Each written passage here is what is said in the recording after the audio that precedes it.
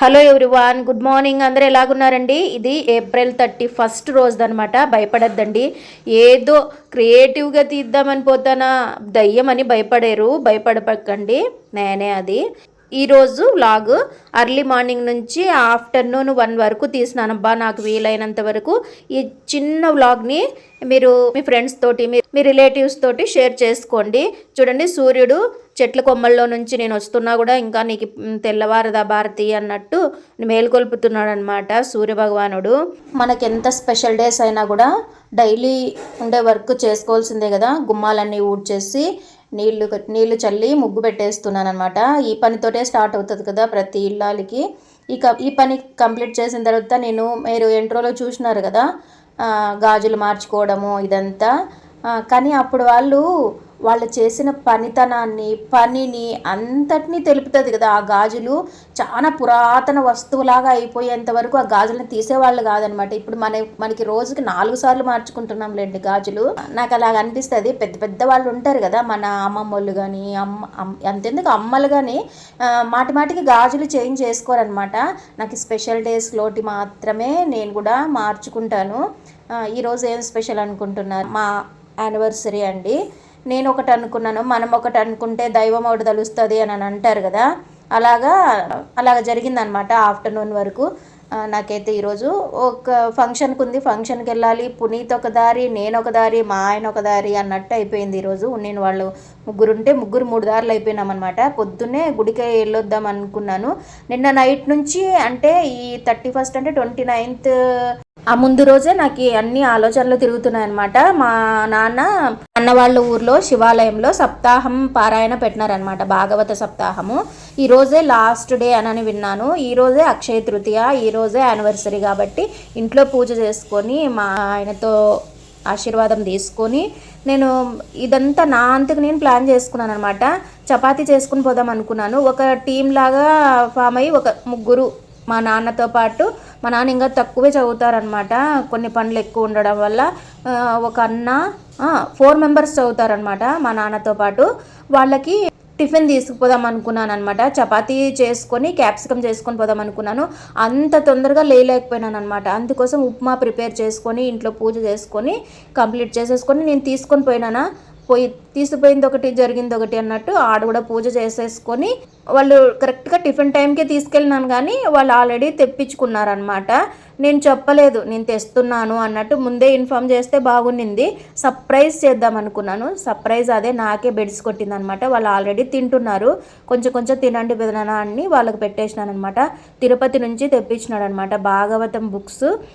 గ్రంథాలు, బుక్స్ అని అనకూడదేమో, మళ్ళీ వాటిని గ్రంథాలు అనాలి అని అనుకుంటున్నాను. అక్కడ తీరాపోతే మా నాన్న లేరు. మిగిలిన వాళ్ళ అంటే మన వేరే ఆశ్రమం దగ్గరికి వెళ్ళినారంట. నేను వచ్చి కృష్ణుని బొమ్మ ఎంత బాగుంది చూడండి అసలు. ఇక్కడ 7 రోజులు సప్తాహం అంట. భాగవతం మొత్తం 7 రోజుల్లో కంప్లీట్ చేస్తారనమాట. వచనం కాకుండా ఓన్లీ శ్లోకాలు ఒక్కటే చదివేస్తారనమాట. 7 రోజుల లోపల కంప్లీట్ అయిపోవాలా. అలాగ పెట్టుకొని చదువుతారనమాట. ఈ అన్న మా ఊర్లో ట్యూషన్ ఫేమస్ అనమాట. ట్యూషన్ చెప్పే దాంట్లోన ఈయన్న బ్రదర్ ఒకరు ఇంకా ఉన్నారు, ఆ అన్న, వాళ్ళందరూ మొత్తం ఆ ఊర్లో వాళ్ళందరూ వీళ్ళ ట్యూషన్కే పోయినాము. ఆడ కూర్చొని చదువుకునే పిల్లోడు కూడా, ఆడ టిఫిన్ చేసే పిల్లోడు కూడా, అందరులేండి. నేను కూడా అక్కడనే ట్యూషన్కి ఆ అన్న దగ్గరికే వెళ్ళేదాన్ని. ఇదండి చిన్న కృష్ణుడు ఎలాగున్నాడు చూడండి.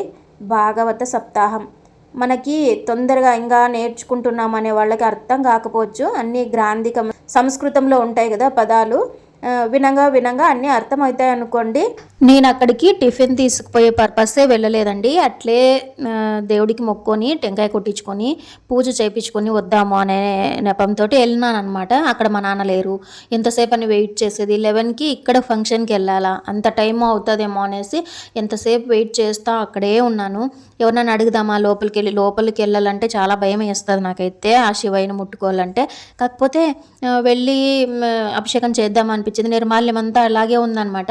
అక్కడ అర్చకుడు అస్సలు రారండి. అసలు ఆయన ఎప్పుడైనా కానీ అంత వీళ్ళే చూసుకుంటుంటారనమాట. చూస్తున్నారా ఆ బుక్స్ శ్రీ మహాభాగవతం అనమాట. ఇలాంటి పెద్ద బండిల్ తెప్పించినాడు అనమాట. అంటే చాలా బుక్స్ ఉంటాయి, భాగాలు చాలా ఉంటాయి కదా. రెండో సంపుట దాంట్లోనే ధృవస్థుతి ఉందనమాట. నేనైతే ఓన్లీ వచనం చదివి వినిపించినాను మా పిల్లలకి. ధృవస్థుతి చెప్పమ్మా అంటే నండూరి శ్రీనివాస్ గారు ధృవస్థుతి గురించి చెప్పినప్పుడు ఆయన గురించి ఫుల్ తెలుసుకోవాలనేసి మహాభాగవతం తీసుకొని వచ్చి పిల్లలకి చదివి వినిపించి తర్వాత ధృవస్థుతి నేర్పించినాను అనమాట. చూసినారా ఎంత పెద్ద బండలు, ఎన్ని బుక్స్ ఉన్నాయో అనమాట. మొత్తం తిరుపతి నుంచి తెప్పించినారంట మా నాన్న. ఇప్పుడు కాదులేండి, కరోనా టైంలోనమాట 2020లోన నేర్పించి గుర్తుగా ఉంటుంది కదా అని వాడికి ఒక ఛానల్ స్టార్ట్ చేసి పోతన పుణ్యసాయి అని అనేసి పెట్టి దాంట్లో చెప్పించినాను అనమాట. గుర్తుగా ఉంటుంది అనేసి. మీకు ఇంట్రెస్ట్ ఉన్న వాళ్ళైతే వెళ్ళి చూడండి. ధృవస్థుతి చెప్పినాడు, ఇంకా చిన్న చిన్న శ్లోకాలు ఆయన పిల్లలకి నేర్పించండి అనేటివన్నీ నేర్పించేసి నేను గుర్తుగా ఉంటుంది అనేసి అలాగా వీడియోస్ తీసినాను.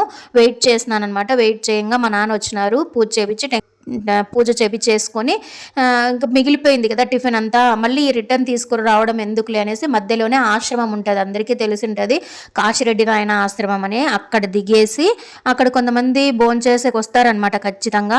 అక్కడ పెట్టేసినాను అనమాట, చాలా మందికి పెట్టేసి కొంచెం ఉంచుకొని ఇంటికి వచ్చి కొన్ని నీళ్లు తాగి మళ్ళీ ఫంక్షన్కి కావాల్సినవన్నీ తీసుకొని మళ్ళీ ఫంక్షన్ దగ్గరికి వెళ్తున్నాను అనమాట. ఎండ మాత్రం వాంచి పడేస్తుందండి, ఎట్లా కొడుతుందంటే అట్లా కొడుతుంది. 11 కూడా కాలేదు, 11కి ఫంక్షన్ స్టార్ట్ అవుతుంది అని చెప్పింది ఆమె. 11:30 ఆ టైంకి వెళ్ళినాను. అక్కడ మొత్తం కంప్లీట్ చేసేసుకొని టిఫిన్ వచ్చి మళ్ళీ అక్కడ నుంచి ఇక్కడికి బయలుదేరినాను అనమాట. ఇక్కడికి బయలుదేరి అక్కడ ఫంక్షన్ చూసుకొని చాలాసేపు కూర్చొని ఆ పాపను రెడీ చేసి మెచ్యూర్ ఫంక్షన్ అనమాట, ఇంటికి దగ్గరలోనే ఉంటుంది. మా పునీత్ ఆ రోజు ఎగ్జామ్ రాయడానికి వెళ్ళినాడనమాట. అందుకోసము ఆయన నన్ను అక్కడ వదిలిపెట్టేసి మా ఆయన డ్యూటీకి వెళ్ళిపోయినారనమాట. ఆ రోజే మా ఆయనకి ఏదో డ్యూటీలోన ఏదో ఫంక్షన్ ఉన్నింది అని చెప్పినారు. ఇంకా పునీత్ ఒకటే కదా, ఇంక ఎక్స్ట్రాగా ఎందుకు వండాలి అనేసి రారా ఇక్కడ భోంచేసి పోదురా కీస్ కోసం వచ్చినాడు అనమాట. ఫంక్షన్ అంతా అయిపోయింది, భోంచేస్తున్నాము, వచ్చినాడు. అస్సలు తినడండి, ఎంత మంచిగా చెప్పినా కూడా వద్దులేమ్మా అంటాడు. మళ్ళీ ఇంటికి వచ్చి వాడే చేసుకొని తింటాడు. నాకు ఓపిక లేదు, నేను చెయ్యను చూడు అని అవన్నీ ఏమనను కానీ వద్దు రారా తిందురారా అని పిలిస్తే వద్దమ్మా నువ్వు తినేసిరా అని. చూడండి ఇంకా ఎవరు లేరు, అక్కడక్కడ ఉన్నారులే అనుకున్న, అందరూ ఇంట్లోకి పోయినారనమాట పాపను రెడీ చేయడానికి. నేను పోయి అలా కూర్చుంటేనే అందరూ అలాగ వచ్చినారనమాట. వచ్చి కూర్చొని అందరూ ఆ పాపకి పసుపు కుంకుమ ఇచ్చి, అంటే నేను వెళ్ళేపాటికి ఏదైనా కానీ ఫంక్షన్లోన వాళ్ళ స్వతహాగా తెచ్చుకున్న చీరలు కట్టించి ఎవరైనా గిఫ్ట్ కింద తెస్తారు కదా, దీనికైతే మేనమామ లేకపోతే అమ్మమ్మలో ఎవరైనా తెస్తారు కదా, అవి కట్టిస్తారు కదా సెకండ్ టైం, అట్లా కట్టించడానికి వెళ్ళిపోయినారనమాట. అందుకే ఎవరు లేరే అనుకున్నాను, నేను ఒక్కదాన్నే ఉంటానా అనుకున్నాను. కాకపోతే అందరు రెడీ చేయడానికి అన్నట్టు లోపలికి వెళ్ళిపోయినారు. ఎండ కదండి, చాలా ఎండ కొడతా ఉందన్నమాట. పైన టెంట్లు అవన్నీ ఉన్నాయి కానీ ఒక్కటే ఉక్కపోతగా ఉందన్నమాట. అక్కడ కూర్చొని నా మైండ్లో అయితే ఈయన వస్తారేమో, పునీత్ ఇంటికి వస్తాడేమో, త్వరగా వెళ్ళాలి, ఇట్లుంటుంది అనమాట. మనం ఎక్కడ సంపూర్ణంగా 100% ఇవ్వమన్నమాట. అక్కడ ప్రజెంటేషన్ ఉండదు. గబగబా అందరికన్నా ముందు నేను పోయి, అంటే వాళ్ళు తెచ్చిన వాళ్ళు ఇచ్చేసిన తర్వాత, అంటే తర్వాత లేస్తారు కదా చుట్టుపక్కల ఉన్న వాళ్ళందరూ ఒకరిని చూసుకొని ఒకరు అలా లేకున్నట్లా నేనైతే ముందే వెళ్ళి ఇచ్చేసి తొందరగా వెళ్ళిపోదామనే ఉద్దేశంతో ఇచ్చేసినాను అనమాట. గాజులు, చీర, స్వీట్స్ ఇంకా అవన్నీ తీసుకొని వద్దాం అనుకున్నాను కానీ కుదరలేదండి అసలు.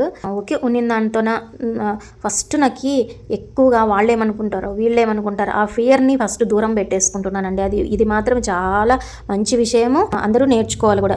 ఒక ఏజ్లో ఇది ఎక్కువే ఉంటుందని నా ఫీలింగ్. మనం చూసి ఒకరు ఎక్కువ మాట్లాడుతున్నా కూడా మన గురించే మాట్లాడుతున్నారు కదా అనే ఫియర్ ఎక్కువ ఉండేది నాకు కూడా. దాన్ని అసలు తీసేసినాను. మీకు కూడా ఇలాంటి అలవాటు ఉంటే మానుకునేసేయండి. అక్కడ భోంచేసి ఇంటికి వచ్చేపాటికి 1:30 అయిపోయిందండి.